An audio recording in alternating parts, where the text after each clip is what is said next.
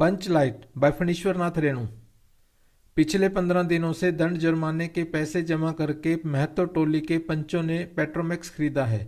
इस बार रामनवमी के मेले में गांव में सब मिलाकर 8 पंचायतें हैं। हर एक जाति की अलग अलग सभा चट्टी है। सभी पंचायतों में दरी, जाजिम, सतरंजी और पेट्रोमैक्स हैं। पेट्रोमैक्स जिसे गांव वाले पंचलाइट कहते हैं। पंचलाइट खरीदने के बाद पंचों ने मेले में ही तय किया 10 रुपए जो बच गए हैं इससे पूजा की सामग्री खरीद ली जाए। बिना नेम टेम के कल कब्जे वाली चीज का पुण्य नहीं करना चाहिए। अंग्रेज बहादुर के राज में भी पुल बनाने से पहले बलि दी जाती। मेले से सभी पंच दिन दहाड़े ही गांव लौटे। सबसे आगे पंचायत का छड़ीदार पंचलाइट का डिब्बा माथे पर लेकर और उसके पीछे सरदार, दीवान और पंच वगैरह। गांव के बाहर ही ब्राह्मण टोले के फतंगी झा ने टोक दिया, कितने में लालटेन खरीदा हुआ महतो? देखते नहीं है पंचलाइट है। बामन टोली के लोग ऐसे ही ताब करते हैं। अपने घर की डिबरी को भी बिजली बत्ती कहेंगे और दूसरे के पंचलाइट को लालटेन। टोले भर के लोग जमा हो गए। औरत, मर्द, बूढ़े, बच्चे सभी कामकाज छोड़कर दौड़े आए। चल रे चल, अपना पंचलाइट आया है, पंचलाइट। छड़ीदार अग्नु महतो रह रहकर लोगों को चेतावनी देने लगा। हाँ, दूर से, जरा दूर से, छूछा मत करो, ठेस ना लगे। सरदार ने अपनी स्त्री से कहा, सांझ को पूजा होगी, जल्दी से नहा धोकर चौका पीढ़ी लगाओ। टोले की कीर्तन मंडली के मूल ज्ञान ने अपने भक्तीय पक्षों को समझाकर कहा, देखो आज पंचलाइट की रोशनी में कीर्तन होगा। बेताले लोगों से पहले ही कह देता हूँ, आज यदि आखिर धरने में 1.5 बेड हुआ तो दूसरे दिन से एकदम बेकाठ। औरतों की मंडली में गुलरी काकी गोसाई का गीत गुनगुनाने लगी। छोटे छोटे बच्चों ने उत्साह के मारे बेवजह शोरगुल मचाना शुरू कर दिया। सूरज डूबने के 1 घंटा पहले से ही टोले भर के लोग सरदार के दरवाजे पर आकर जमा हो गए। पंचलाइट, पंचलाइट। पंचलाइट के सिवा और कोई गप नहीं, कोई दूसरी बात नहीं। सरदार ने गुड़गुड़ी पीते हुए कहा, दुकानदार ने पहले सुनाया, पूरे 5 कौड़ी 5 रुपया। मैंने कहा कि दुकानदार साहब, यह मत समझिए कि हम लोग एकदम देहाती हैं, बहुत बहुत पंचलाइट देखा है। इसके बाद दुकानदार मेरा मुंह देखने लगा। बोला, लगता है आप जाति के सरदार हैं। ठीक है, जब आप सरदार होकर खुद पंचलाइट खरीदने आए हैं तो जाइए, पूरे 5 कौड़ी में आपको दे रहे हैं। दीवान जी ने कहा, अलबत्ता चेहरा परखने वाला दुकानदार है। पंचलाइट का बक्सा दुकान का नौकर नहीं देना चाहता था। मैंने कहा, देखिए दुकानदार साहब, बिना बक्सा पंचलाइट कैसे ले जाएंगे? दुकानदार ने नौकर को डांटते हुए कहा, क्यों रे, दीवान जी की आंखों के आगे दुर्खेल करता है, दे दो बक्सा। टोले के लोगों ने अपने सरदार और दीवान को श्रद्धा भरी निगाहों से देखा।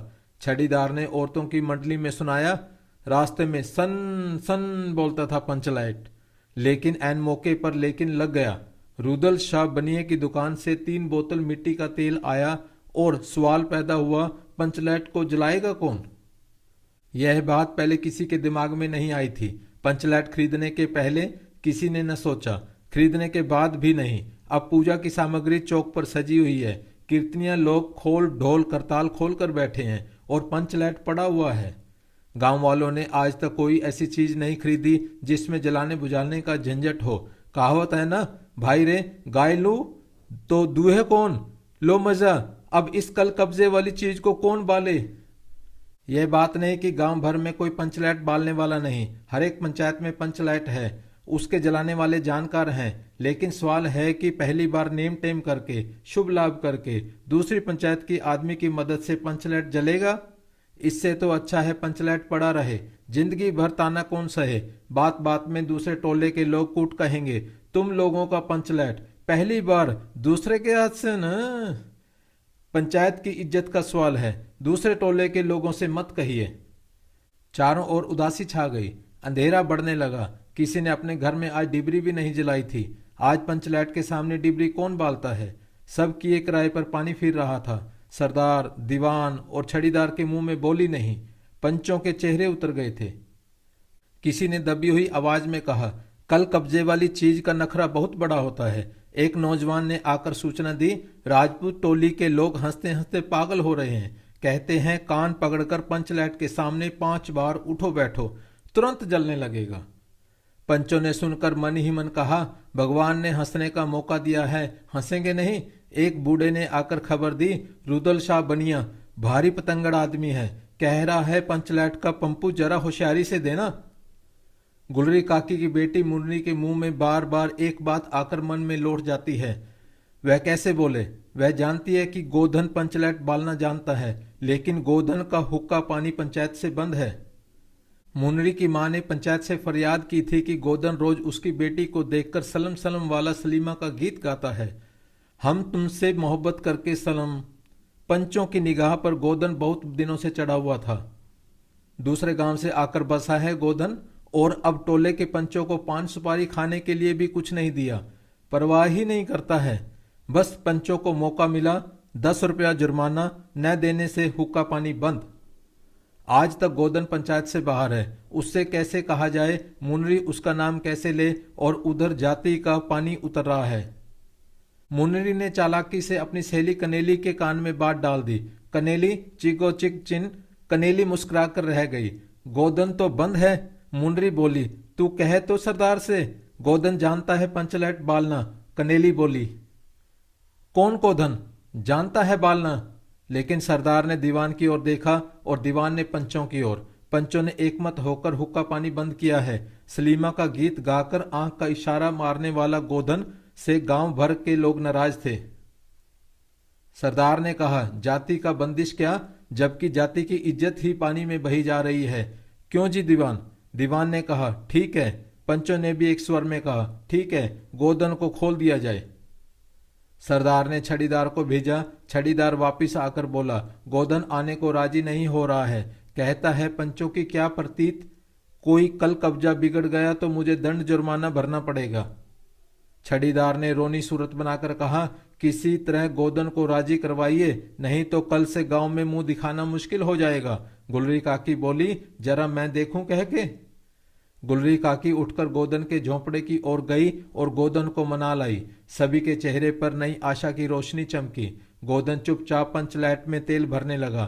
सरदार की स्त्री ने पूजा की सामग्री के पास चक्कर काटती हुई बिल्ली को भगाया। कीर्तन मंडली का मूलज्ञान मूर्छल के बालों को संवारने लगा। गोधन ने पूछा, स्पिरिट कहाँ है? बिना स्पिरिट के कैसे जलेगा? लो मजा, अब यह दूसरा बखेड़ा खड़ा हुआ।